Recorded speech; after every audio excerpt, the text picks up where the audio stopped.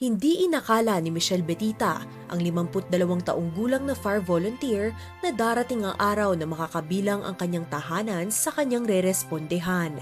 Isa si Michelle sa 120 katao na nasunugan sa barangay Pinagbuhatan, Pasig City nitong linggo, ika-15 ng Desyembre. Bandang 3:00 ng madaling araw nang magsimula ang sunog.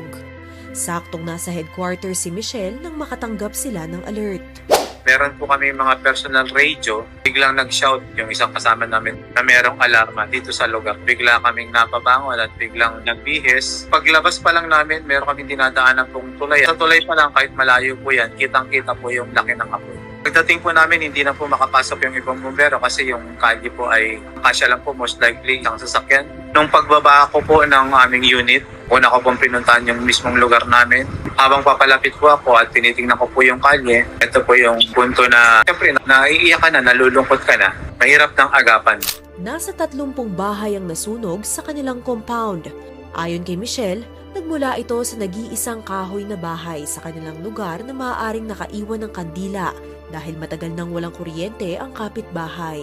Isang bahay lang ang pagitan nila kaya agad din silang nadamay sa sunog. Sa totoo lang po, tagal lang po ako nag-volunteer. Ito po yung pinakamasakit. Siyempre po, bahay mo. Pero sabi ko nga, kahit pa paano, yung buong pamilya ligtas naman. Hindi ko po inaasahan na mangyari talaga to.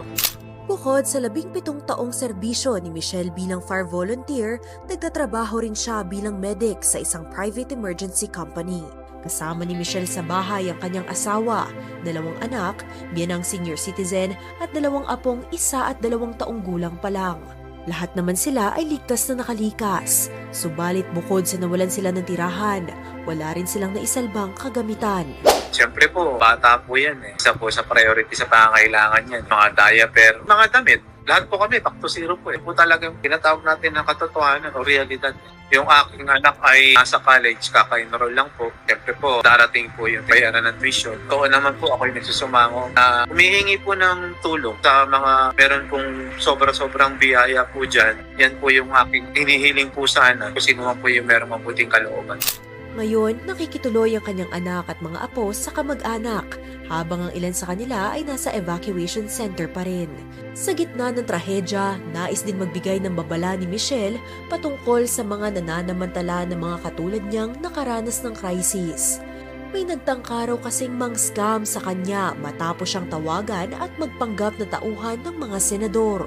Habang po kami nag-uusap, si Senator merong ibibigay sa iyo na 20,000 pesos cash. Siyempre po ako po, panay po ang aking pasalamat kasi kahit magkano po yan, malaking tulong po yan sa lahat ng mga taong apektuhan ng sunog. Habang binabasa ko po yung sinasabi niya na, Sir, nagpadala po ng OTP. Pakibasa naman po, sir. Isusulat ko lang po para ma-claim nyo na po yung pera. Muntik na po ako mabiktima. Paalala niya naman, importante ring magkaisa ang magkakapitbahay na maging maalam sa emergency hotlines na dapat tawagan upang mapabilis ang pagresponde.